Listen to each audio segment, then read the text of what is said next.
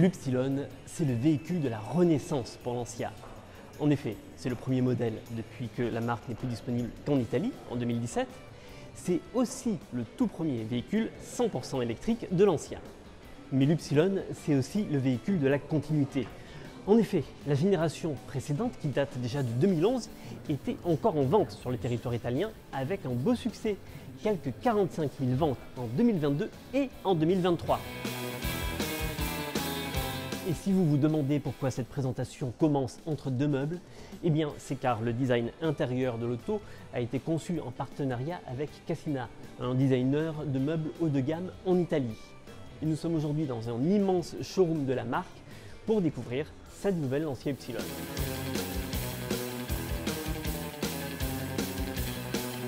Et si je commence cette présentation design par le côté latéral, c'est tout simplement parce que c'est sous cet angle que l'on reconnaît le plus la filiation entre cette Lancia et ses cousines Opel Corsa et Peugeot 208. Vous avez donc un véhicule d'une longueur de 4,08 m, mais elle arrive tout de même à se différencier.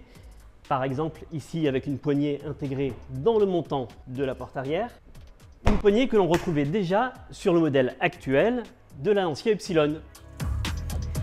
Et sur l'avant, sans surprise, on retrouve donc le bandeau laqué noir qui s'étend sur toute la longueur du capot. C'est une signature que l'on va retrouver sur toutes les futures Lancia. Et tendance actuelle oblige, on retrouve un affichage lumineux qui court sur toute la longueur avec en plus un petit troisième élément placé ici. On aimera, on n'aimera pas. Pour ma part, je trouve que ça commence à ressembler beaucoup à la voiture d'Ottoman. Et sur le modèle, vous retrouvez aussi une découpe au niveau du pare-choc, 4 découpes, qui pourra rappeler la Stratos de compétition. Et la référence à la Stratos, on retrouve ça aussi à l'arrière. Et la partie arrière, c'est un élément fort du design de Lancia, de cette nouvelle Upsilon, avec ses feux ronds et un Y à l'intérieur qui rappelle justement le design de la Stratos. On retrouve un long bandeau noir avec le nom de la marque vraiment très présent, le nom de la marque, et puis ici une poignée très simple pour ouvrir le coffre. Pour une fois, les designers n'ont pas eu peur de laisser la poignée visible. Le coffre en lui-même fait 309 litres sur ce modèle. À l'arrière, on est plutôt bien, comme dans un petit cocon avec de la place pour les jambes, 2 prises USB pour le confort. Par contre, pas de poignée en haut et pas d'accoudoir central. À bord, Lancia a réussi à créer son ambiance. On ne se retrouve pas ni dans une Opel Corsa, ni dans une Peugeot 208. La marque a particulièrement insisté sur cette petite table basse d'intérieur. Bon, pour servir le café, ce sera vraiment la taille pour 2 expressos. Pour le reste, on a un design tout en longueur, plutôt agréable. Beaucoup de laqué par contre qui laisse des traces de doigts, mais des matériaux, des tissus surtout très agréables. Beaucoup d'espace avec ici 2 emplacements pour des bouteilles, en large vide-poche ici, de quoi poser un téléphone avec la recharge à induction. Ici on pouvait s'attendre à un espace un peu boîte à gants, pas du tout, c'est juste un vide.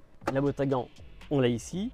Et puis face à nous, 2 écrans de 10,25 pouces, un face au conducteur, un légèrement décalé. Lancia embarque pour la première fois son système Sala. C'est une sorte d'Alexa qui permet d'interagir avec la voiture. L'ambiance semble plutôt agréable, quelques petits défauts de finition sur cette version. On va dire qu'on est sur la pré-série, on va laisser le doute à la marque. Mais comme je disais au début, c'est une ambiance différente qui fait assez haut de gamme, malgré de nouveau quelques plastiques qui laissent un tout petit peu à désirer, vraiment ce côté trace de doigts permanent.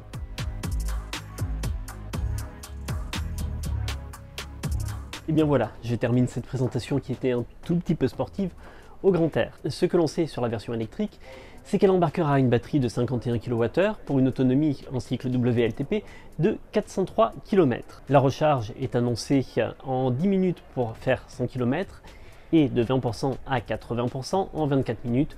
Tout cela dépendant bien entendu du réseau de bornes. Au niveau des autres motorisations, on annonce une version HF et puis plus simplement de la micro-hybridation. Que peut-on dire de plus? La commercialisation en France aura lieu en fin d'année, les prix sont encore inconnus. On retrouvera très prochainement sur Caradisiac cette Lancia Upsilon pour plus d'informations et pour la voir avec encore plus de détails. À bientôt!